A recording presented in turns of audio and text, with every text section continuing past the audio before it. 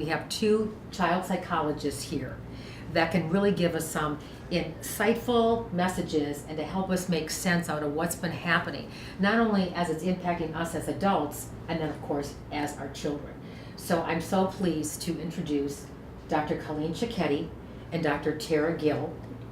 And both of you also work with the Center for Childhood Resilience.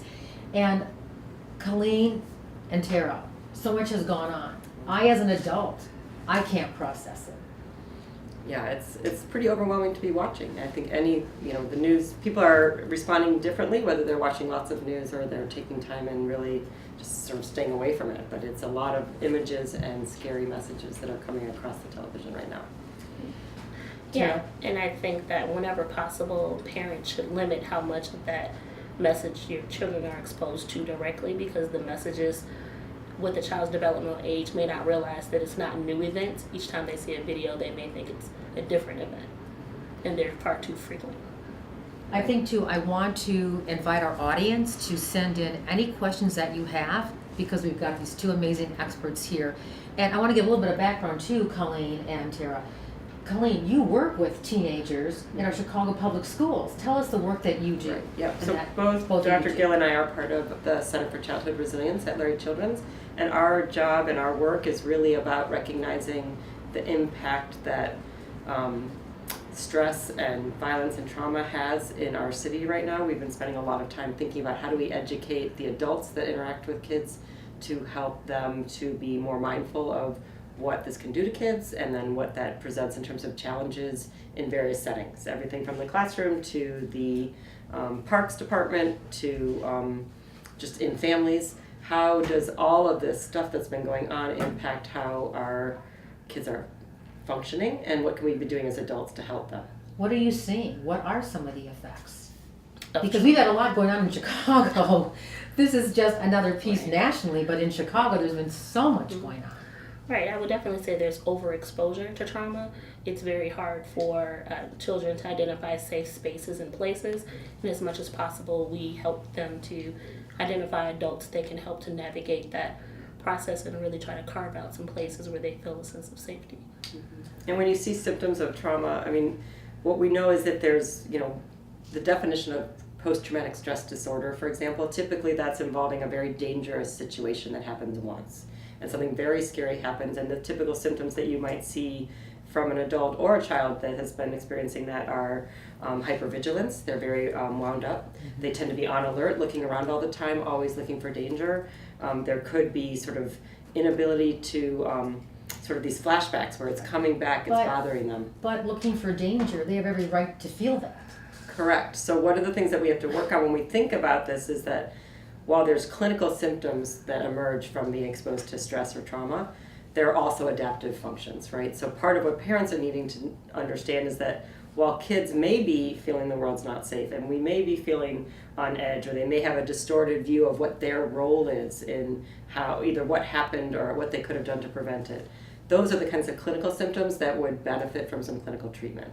But in the meantime, we have to sort of start thinking about how do we as adults recreate a protective shield for our children. And that means doing everything we can to make sure that when they're with us, they feel safe and secure, that their ability to talk about what they're thinking and feeling, that we're able to listen to that, and that we're able to sort of have those ongoing relationships that are going to help them. Tara, from the students that you are working with, what have they been saying to you? A great question. I think that when you think about the experiences of children, they have a hard time personalizing their risk, because developmentally kids feel that they're invulnerable. Right. At the same time, they feel very overexposed, so it's a both and. They feel at risk of being injured, but at the same time they feel as if nothing can hurt them, and that's a really tricky place to navigate.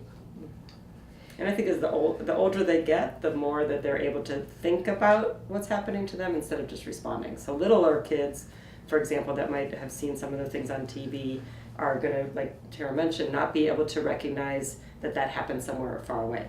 They don't have that distance. For example, the big example of 9/11 is that there were lots of school-age children who thought that there were hundreds of planes that were riding into buildings because they watch that same video clip over and over and over again. So they're not able to even distinguish the reality that if they've seen this tape or they've seen a video of some violence, that's not happening in their backyard, and it's not happening every single time they see it. Got it. So that's what we're talking about developmentally. So for That's- little kids, really truly doing everything you can to turn off the television and not have them exposed to these messages that they can't understand is really critical. Once they're older kids, then we're talking about a conversation. Okay. And how can adults really contextualize for the kids what you and your family beliefs are about what they're seeing. Letting them just watch this stuff on television or go on YouTube or just watch it over and over again without your ability to sort of talk with them and think through with them what your how you are making sense out of this is going to be really dangerous. How realistic is it though to think that these kids aren't seeing things? You can be so protective, but it's everywhere right now, and they are online. They're online 24/7 at age 4. Well, that would be a good thing to limit. I mean, we know that, Right, yes, you're of right, course. but parents, I think a lot of times we have this idea that we can not let them, or that if a TV's on and it's adult information, they're not watching. One of the first things we have to do with little kids is to recognize that if the TV's on, even if they're busy playing with blocks, they're listening and they're watching. So one of the things we have to try to do is to say littler kids have limits to what they can see on the computer, what they can see on the TV. As they get older, you're right. If you tell them don't go watch something and you're a parent of a teenager, Right. they're going to go You're straight in watching and it. find it, right? You're exactly So we watching want it, to try yeah. to think about how we can really say to them, what did you see? What are you thinking? Get their responses first, hear what their questions are, and respond to those in ways that you think resonate with how you feel. Because the last couple days we've had protests that have been going on, race issues are out there, the gun issues are out there, and now what happened in Dallas. Even as adults, it's hard for us to process. What tips can you even give parents right now on how to process what we're going through so that it doesn't trickle down to our kids, that they don't feel that anxiety, or it's normal to feel this anxiousness? How can we not? So Tara, thoughts on that? I think what Colleen mentioned in terms of finding that space away from children to process your feelings and talk about those issues, whether that's online or whether that's in person. But at some point, these are really complex issues, and it'll take a long time to make sense of all of the things that have happened in the last couple of days. So it's not a one-time conversation, it's an ongoing discussion, it's an ongoing reflection. And I think that there's naturally going to be some anxiety based on the nature of what's been happening.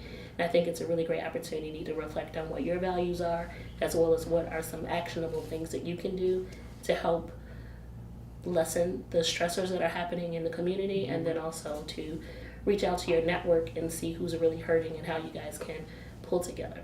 A question here that we got from one of our Facebook viewers, and again, please, this is live, so post your questions. We have 2 amazing experts here to answer them. This is from one of our, obviously, viewers. Is it bad to let younger kids, ages 5 to 10, see what is happening around us? Or, we were just talking about, should we allow a small bit and use it to reach them and educate them about acceptance and acknowledgement? You talked about what they may be hearing about wanting to shoot white people, whatever. What? Right. So I think this listener, Ms. Erickson's comment is really important, because the fact is we do want to sort of balance those two things. We're not trying to say, just ignore everything, but a 5-year-old and a 10-year-old are very developmentally different. So you have to think about your individual child and kind of where they are, first of all. So what can they handle? Where are you with this? So I think Tara's point earlier, that if you can take some time and connect with those adults that help you make sense out of things. Most of us in a crisis reach out to family, reach out to our faith leaders, reach out to our community, try to figure that out for yourselves, and then decide how much you think your child's ready to handle. So messages around your actions are just as important as your words. So I thought there were some important points about when you feel overwhelmed, one of the best things that you can do is to do something. So one of the questions can be to think about in your family, if we're hearing news that's making us feel uncomfortable and that we're feeling overwhelmed, what are some active things that we could do? Can we reach out and do something good for our community? Could we say a prayer? Can we be part of a peaceful vigil. What is it that's going to make us feel good? And I think if our kids see us being active problem solvers and saying there are things out there that are confusing and even grown-ups don't have all the answers, but we as your family are going to create that protective shield and figure out how we're going to make sense out of this so that we can help you. So again, it's kind of one of those things. So I totally agree with the listener that we want to be trying to teach, and any time there's some of these things that are inspired by hate or violence, around responsiveness, we do want to use those as teachable moments, because the fact of the matter is we don't always have control over what our kids are learning and seeing. So we, as the adults, need to try to think about how we're going to respond. Right, and I think to some extent there are certain parts of the community that are more vulnerable than others. And so that vulnerability, regardless of whether you're speaking of it or not, doesn't necessarily go away. So the kids are going to put their own thoughts and meanings to it if adults don't. So I think it's really important to talk as a family about what your values are and what the messages are that you want to convey, because kids will come up with their own thoughts regardless of whether there's something you're saying directly or not. And oftentimes when you're quiet and you're silent on messages, that communicate something just as loudly. Here's the thing though, you've got families in a middle class setting that this may be easier to achieve and do than those in an underserved community, where we could have some parents out there going, that's great, Colleen, what you're telling me to do, but I can't even walk to the store with my kid right now because they're fearful. Mm-hmm. And I think in the community where there's a lot of stress, you might find that these messages, those conversations have already been happening. This is not a dialogue that many marginalized communities picked up 3 days ago when the newest news cycle hit. This is an ongoing community dialogue about how to stay safe, whether that's gender specific or whether that's race specific. There are lots of messages that parents have to layer on that are maybe different than what mainstream has to communicate in order to keep the family safe, but also to keep kids safe. So that the layer of not having talked about these things is not necessarily true in those communities. And you two have been talking about this in many communities all over the Chicago area through the Chicago Public Schools. Correct. So you know the conversations that have been going out there. I'm being a little naive, I must admit. Mm-hmm. So well, there are, I think Tara's point, this is, every time a new sort of low happens on the news, another horrible thing happens, as adults we just sort of heave a sigh of, oh, another one. Right. But for kids, again, their world is much smaller and truncated. So for them, it just feels like it's happening again and again. So I do agree that most families have started having some of these conversations. And this really does, there are things that the schools can do around teaching respect and how can you value differences and how can you treat one another and how do we problem solve. And that's really important. And we do a lot of that work. It's called social emotional learning. It's how do we teach kids to navigate the complexities of a social world and emotions. And that's an important role for schools, but it's also been a really important role for families. And that's where we need to really be thinking is how do families have those conversations and say, what I'm watching is making me angry, but my anger is not I'm not taking it out on you. I'm still your mom and I'm still going to keep you safe. I can be angry, I can be screaming at the television, but I can turn that off and be here for you right now and answer your questions. And that kind of emotional regulation, I think part of the problem is as adults, when we are overwhelmed, it's hard for us to model good coping. But it's like Tara said, it's not a one and done. Maybe you lost it last night and you saw something, you got really angry, and you might have even scared your child. Today, you can come back and say, you know what? Last night I was an 11. I was so mad I wasn't maybe thinking straight. But you know what? I had some time to think about it. I talked to your Aunt Tara, and we talked about what we're going to do, and our family's going to do these 3 things. And what did you think when you watched me do that? Right? We don't have to be perfect parents. There's those signs that say you don't have to be perfect to be a parent. Right. When we're overwhelmed, we're going to do and say things that maybe aren't model parenting decisions. And even psychologists, we do that. We joke about that. We're never perfect, right? But we recognize that in a moment when there's stress, there's also a debriefing of that stress. And so as parents are watching this and seeing things, or if your kids have already been exposed to this, don't beat yourself up. Sit down with them and say, we just saw some things on the TV that were really scary. How can we talk about that? How can we sort of think about what that means for us in the community that we live in the family that we're in. If they're saying things on TV that don't sound like us, if you hear people saying awful things about whether lives matter or not, or I want to kill this group or that group, or these people are different than me, how do we feel about that? And how are we going to talk about that? Because we don't want our kids to generalize and see some hateful messages on TV and then think that that's what they're expected to think. We want them to be able to hear from us saying, we respect all the teachers who work with us. We respect all the kids in our community. We want to make sure everyone is safe. So it's how we sort of take those messages and make them more useful for our families. Another question too, and again, we invite our listeners to submit your questions, because we have these two amazing experts here, child psychologists, talking about how we can traverse these last couple of days here. But here's a good question. How do parents help reserved kids talk about fears around violence or medical treatment or anything? Because these are guarded people. How do we help them open up? Have you encountered shy Sure. kids at school that are like this, and then you have to try to reach them?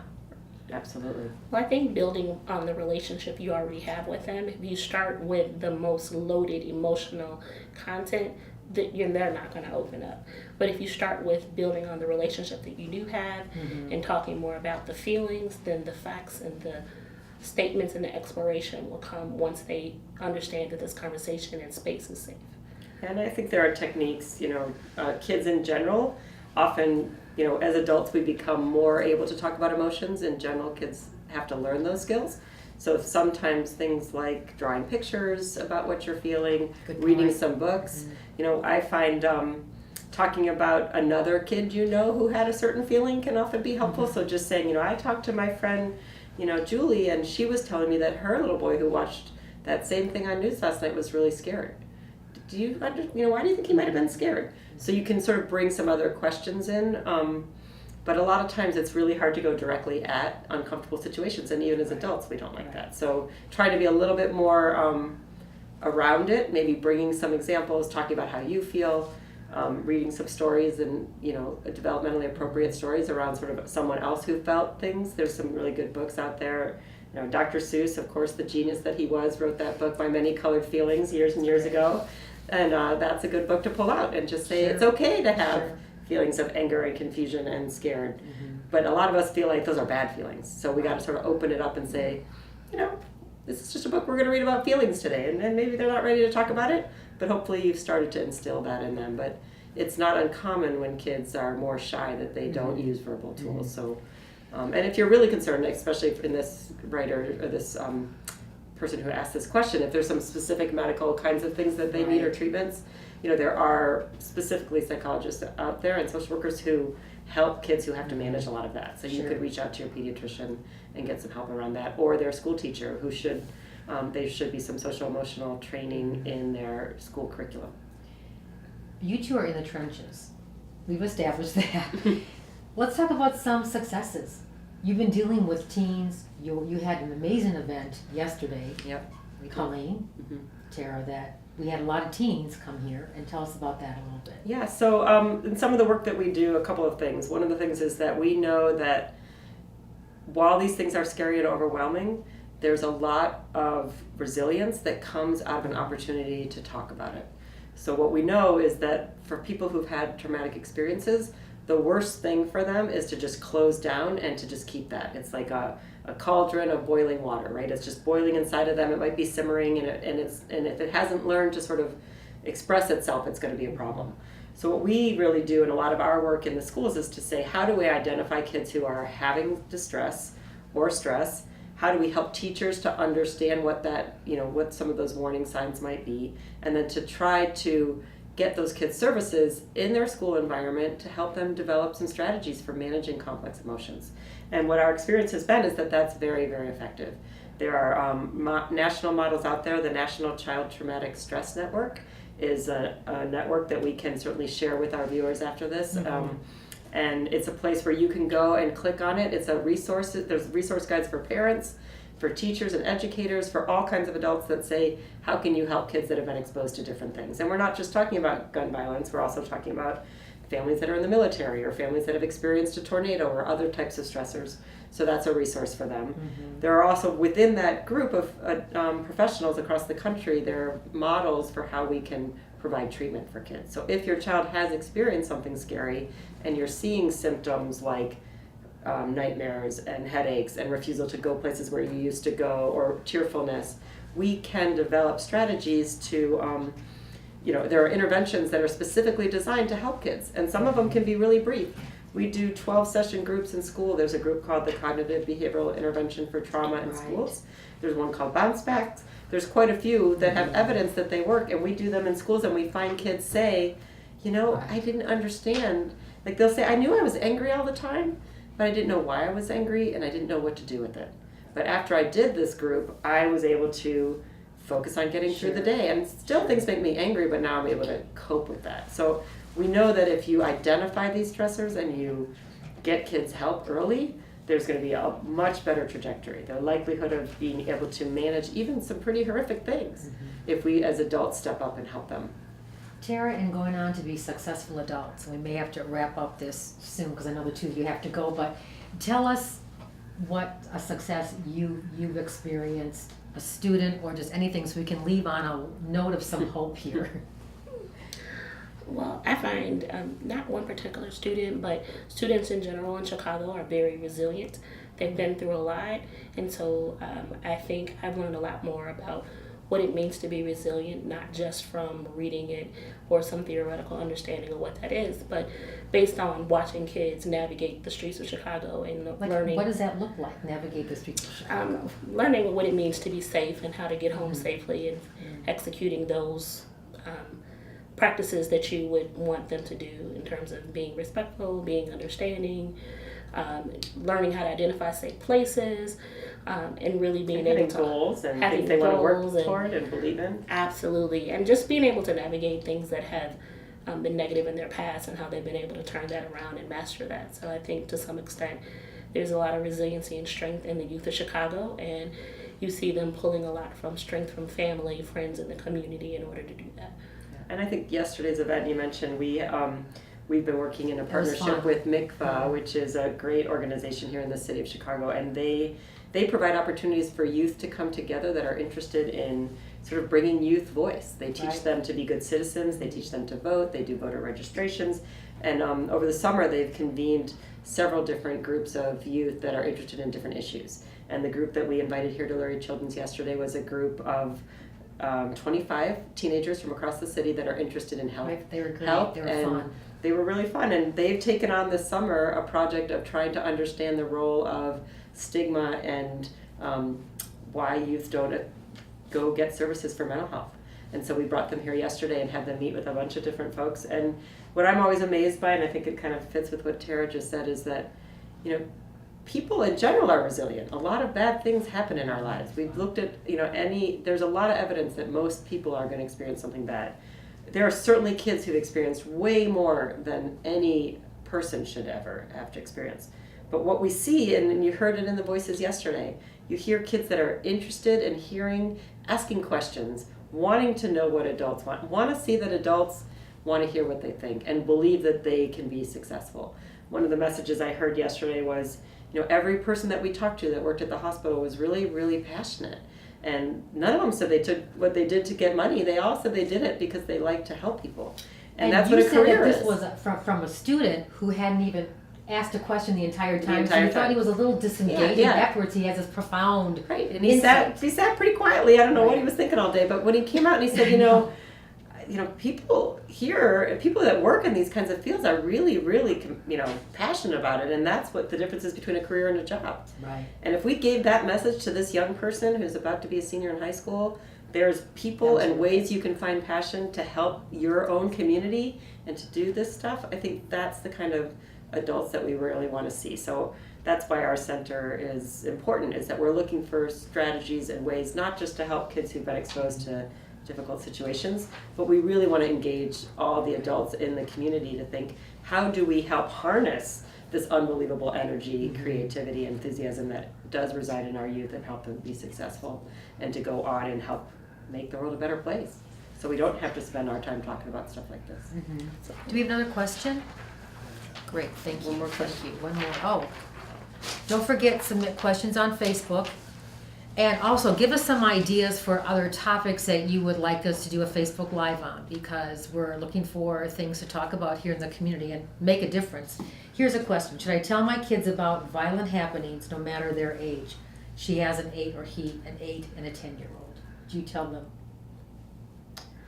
That's a good question. Yeah, it's right in that middle age group where you're not sure. If it's summer, I mean, the question is whether they're going to find out about it anyway. That's usually my first thought. So it kind of depends on your life in terms of how your family lives in the community that you're in. If your kids are in a situation where they're going to school, like so if it's during the school year, the likelihood that you can protect an 8 and a 10-year-old from the news is pretty small. Okay. If it's summertime and they're not going to camp and they're home with you and you're not watching TV and you feel like you're not ready to have that conversation, you can hold it back. I think you're going to have to talk to them about it at some point, though. So again, though, the question is, can the adults come up with some thoughts about how they're going to talk about it? There are events, I know I live in Evanston and they do an event annually on Father's Day that's the Race Against Hate. And that's a tough thing to talk about. But there are kids of all ages out there, and the messages are, there are hateful, awful things that happen in our world, but there's a lot of people. Look at the thousands of people out here running and walking today that are all saying that this should not go on. So I would be looking for, if you can protect them, I would be thinking, where do we want to introduce this concept? And it could be sometimes thinking about things long ago. For many kids, learning about the horrors of the World War II, for example, is something where they start to think about what happens when hate gets out of control. But that happened a long time ago. Right. That might be easier for kids than talking about some hate that's going on right now. So I think you as a parent have to make that decision is, are your children at a point developmentally where they can have those conversations? That middle age group right there, you're sort of at the hump. It's not a definitely protect them, and it's not a definitely they're going to hear it anyway. You sort of have to be the one who knows your child the best and knows what they're ready to hear. Tara? Do you have other thoughts? Right. I would also say you know your child the best, Yeah. echoing Colleen's sentiment. And I think that there are a lot of ways in which you can show the abundance of love in the world, and that love can kind of conquer some of the negatives. And I think that, one of the best things that you can do for your kid is to point out when you see things that maybe are less loaded than this violence issue, where there's discrepancies or disparities or differences, and then start to talk about that so that when these terms or phrases come up related to violence, that it makes more sense. Because right now it's really hard. It's like jumping into a college course on violence. For 8-year-olds, it's pretty difficult. Yeah, and it's vocabulary. I mean, I think it's similar to the emotions that we have to really think about. How do we teach kids the language to even have these conversations? And so, as the adults become more comfortable with those conversations and those words, I think it makes it easier for kids. And in some ways, our kids are ahead of us.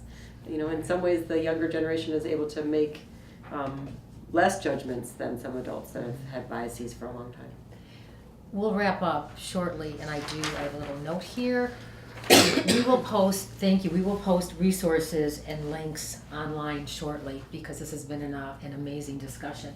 I do want to say that one of my friends on Facebook, because I think too as adults we're all thinking, oh my gosh, I feel so out of control, want to take some power back, is he suggested today that you really try to treat somebody to a Starbucks or a sandwich or something, just as a random act of kindness. Right. I did that today. I bought somebody a banana in our cafeteria, and she was so shocked but happy. But it made me feel a little bit better, because as you're saying, we have to show some kindness too in light of all the... pay it forward is a good thing. And I think, and I think modeling that for your kids too. Like, I'm feeling really sad today, and one of the things that's going to make me feel better is sitting down and reading a book with you, or doing something nice for a stranger. I mean, I think we have to also balance that, because it's hard in sort of heavy times, and in our state and in our country there's a lot of stress. Families are under a lot of stress financially.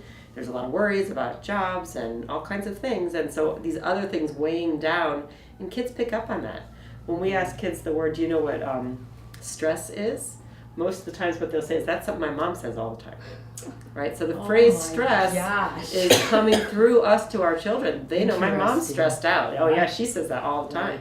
Right. So if you as an adult are walking around saying, I'm really stressed out, do I have the resources to manage it is what your kid needs to hear. So it's okay to be stressed out, but then you need to say, and the way I'm going to manage it today is I'm going to put on, a fun song, and we're going to have a dance party for 3 minutes, and we're going to shake it all out of us, and then we're going to move on and do something else with our day, right? Tara? So You had some thoughts. I can see. You want to say something. I did have thoughts.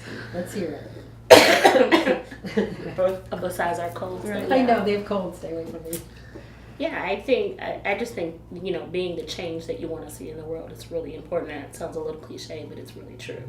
And that if you are uncomfortable with some of the things that you're seeing, really modeling to your child how you can improve upon that.